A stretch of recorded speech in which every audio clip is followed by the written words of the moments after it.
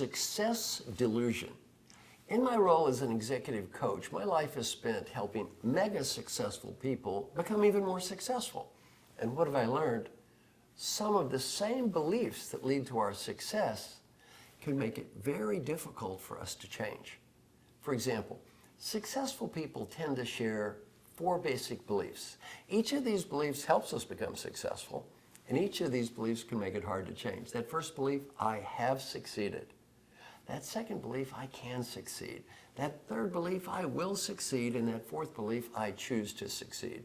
Now let's talk about each one of these beliefs, why each one helps us become successful, and why each one can make it hard for us to change. The first belief, I have succeeded. I've done an exercise with over 100,000 people from around the world. I say, compare yourself to your professional peers. How many think you're in the top 2, 5, 10, 20, 30, 50, or other? What have I learned? About 70% of everyone I've ever worked with thinks we're in the top 10% of our professional peer group. About 82% of us think we're in the top 20, and about 98.5% of us believe we are in the top half. What have I learned? Successful people are delusional. And the more successful we become, the more delusional we get. Have you ever been promoted? Everyone starts laughing at your jokes. Everyone writes down your comments. Well, maybe we're not quite as funny and as smart as we think we are. This delusional belief that I can succeed actually is positive. The most realistic people in the world are depressed. Here's the problem. We all tend to overrate ourselves relative to our peers and overcredit ourselves relative to our performance. Nothing inherently bad about that. Here's the problem. We all tend to accept feedback from others that's consistent with the way we see ourselves. And we all reject or deny feedback from others that's inconsistent with the way we see ourselves. The better we feel about ourselves, the harder it is for us to hear negative feedback. And also, the higher we move up in the organization, this is not a theory, it's a fact, the harder it is for us to get negative feedback. Why we have power, people are afraid of us. Given the fact it's hard for them to say it and hard for us to hear it, you can see why this element that leads to success can make it very hard to change. That second belief is, I can succeed. Number 1, I have succeeded. Number 2, I can succeed. Well, we believe we can do it. We have self-confidence, and self-confidence is a good thing.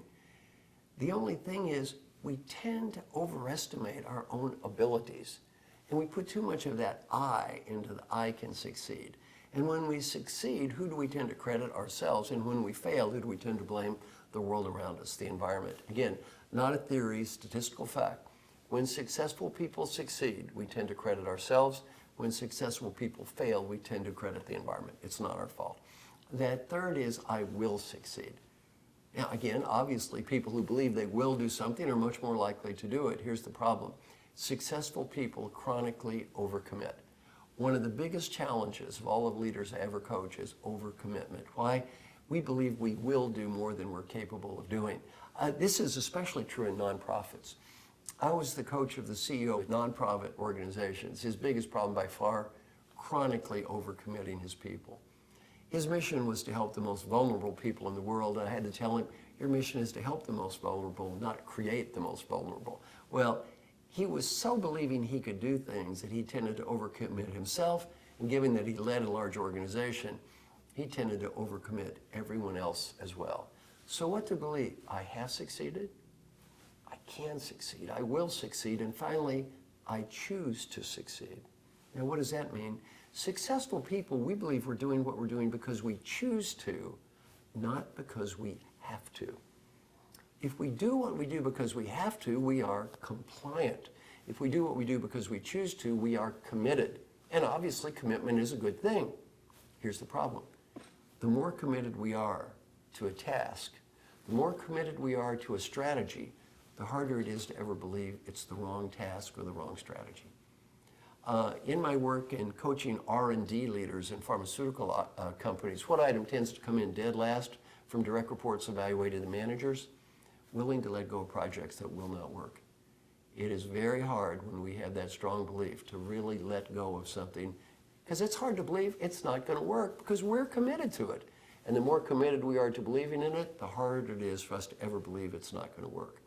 Now finally, successful people fall into the superstition trap. What does that mean? Any human, in fact, any animal will replicate behavior that's followed by positive reinforcement. The more successful we are in life, the more positive reinforcement we get. What is the superstition trap? I behave this way. I am successful.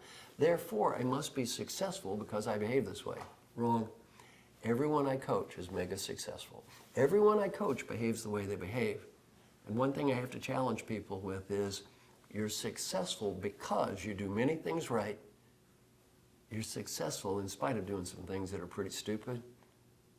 And I've never seen anyone so wonderful, there was nothing on that in spite of list.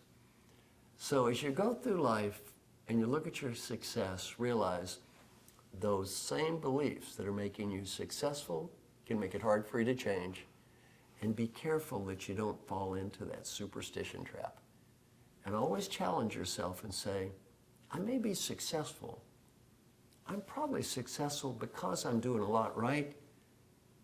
And I might be successful in spite of doing some things that are not so brilliant.